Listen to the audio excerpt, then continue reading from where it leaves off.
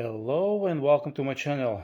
Today I'm going to show you how to change your transfer case gear oil on your Acura MDX or Honda Pilot or other Acura vehicles. It's very simple actually. There is two ways you can do the fluid change. I'll show you the hard way and I'll show you the simple way. The simple way means 99% anyone can do it. If you can change your oil, engine oil, you can change your transfer case gear oil. You don't have to remove the transfer case gear. The transfer case is removed for the purpose to show you guys up close details. You don't have to. There is no need to remove. The only time you remove the transfer case on those vehicles, or any vehicles actually in general, is when you replace the transfer case or you're going to repair it.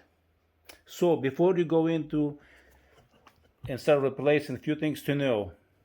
The transfer case itself holds about less than half a quart of gear oil. You heard me right, less than half a quart. It works really hard. It's exposed to the temperatures. The unit itself, due to friction, generates the heat. It's been attached to the transmission. Right here is the transmission. So here is the transmission. You have heat from the transmission. Next to this transfer case, you have engine. You have exhaust underneath here. So you have like transmission, engine, exhaust, three different sources of heat that has a negative effect on the transfer case. So the transfer case pretty much all the time is hot. The fluid is hot, and what degrades the fluid is the temperature, the heat. Once the fluid breaks down, it no longer provides proper lubrication. So that's how you want to replace. How often do you replace? Because it only takes half a quart, 30 to 60,000. I wouldn't push 60,000. 30,000 max. You have an axle here. Actually, that cut out right there, that's for the axle. That's coming from the transmission. So first thing before you do a transfer case gear oil change, you want to inspect your fuel plug. Always inspect your fuel plug. Check, make sure the fuel plug itself is not stripped or rusted. If it's stripped or rusted on the inside, clean it out. If it's stripped, then get yourself a new plug before you start removing. I have a video how to remove those plugs when they're stripped. It's very easy. You need a hammer and a few other tools that I'll post the links in the descriptions. And I'll post the link at the end of this video where you can actually learn how to remove those strip plugs. First thing you want to do, if it's not stripped, clean everything inside and around it. All the dirt, so nothing gets inside there when you start removing the plug. That's the first thing. You want to remove this plug first. Always remove fuel plug first. And then, once you remove that, you know it came out, clean your drain plug. Start to remove drain plug. Keep in mind, drain plug and fuel plug has washers. I'll show you the washers. These washers need replaced every time you change the fluid. Is it okay to reuse it? It is okay. If it's aluminum washer, you insert 3/8. Extension, you might not have room for extension. You might have to use just a ratchet by itself. Something like that. You insert the ratchet and you start working on it. Maybe a ratchet is not gonna work, not enough room to play. You might want to consider something like this, a short breaker bar, 3/8. I'll post the links for everything. And it goes in, there's much more room, and you break it loose. You remove this first, like I said. Once you remove this plug, see how much dirt around the washer? I didn't do a good job cleaning it. See how easily dirt can start. It's not easily going to get in there, but if it's around it, you know what I mean, there's a good chance you can get there. Right there is the washer. Aluminum washer. Those washers need replaced. Here's a better view. It's better to replace every time you change the fluid, but you can reuse it. If it's aluminum, if it's a crush washer, they're only one-time use. So, once you remove this, you remove your drain plug, you drain the fluid. There is 3 different ways to add the fluid. I'm gonna show you guys 3 different ways actually. So now, 3 ways to add the fluid. You can use a round bottle of your favorite brand, and you can try it actually, put it inside a hole and squeeze in it, but you might not have enough room there. You can attach probably a hose to your round bottle, and trying it, it's not going to be the best. You have another option right here, a pump and a hose. This works very well actually. Pump with the hose.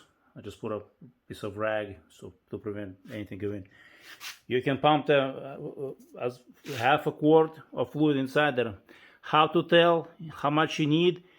Keep pumping until the fluid starts coming out, basically. Or if you measured less than 0.8 pints, so it's a less than half a quart of fluid that you have to add. And the third way, what you can do, there is a flexible pouch that you can actually squeeze it like a toothpaste, but it's actually gear oil. You can actually get there without hoses, pumps, or round bottles. You can insert it and you get as much as you want there, basically until it starts coming out. That's another way using it, a flexible pouch, easy pack, and you can add your gear oil. So it comes down to what brand you're going to use and a method of adding the fluid. Remember, car has to be level to add the fluid. And then once you're done adding it, put your plug in with new washer if you have new washer, torque it, and you're good to go. Here is another way. I showed you the hard way how to replace the fluid. Now I'm going to show you the easy way how to replace the fluid, how to drain the fluid actually. Surprisingly, there is a way. So the easiest way, don't worry about removing your drain plug. You just have to remove your fill plug. Once you remove your fill plug, what you want to do, you want to insert inside there a hose as far as it goes there until it stops, kind of on angle. See, there is some gear oil there actually, until it stops, and start vacuuming out. There is a different products on the market to vacuum the fluid out. Make sure the fluid is warm. It will just be easier and faster. If it's cold, it's just going to take longer. So once you insert, let me show you this nice cool thing that I've been using for probably past, 15 years now. Actually, I did oil changes. I do on motors, on like lawn equipment. It's just easier than to drain the way the drain plug is located. It's a topsider. It's a simple topsider that works great. You pump it, and if you guys want to see a video in action, I can make a video in action. So that's the easiest way to do. Once you pump the gear oil out,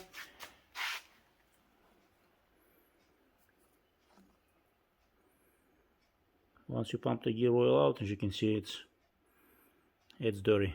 So it's definitely fluid needs changed. And then add your favorite brand of fluid.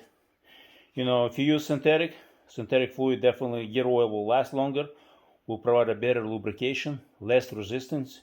You can see, I see in my vehicles actually improve the fuel economy, and others that I know, close by friends and family members who tried using synthetics, quality, because there is a low quality synthetics and high quality synthetic fluids, you're gonna notice a difference. I haven't seen someone trying it and they never notice a difference. So tools, fluids that you can use for your Acura or your Honda will be listed down below for anyone who's interested. And that's how simple or difficult ways of changing your transfer case fluid. So if you have questions, drop me in the comment section.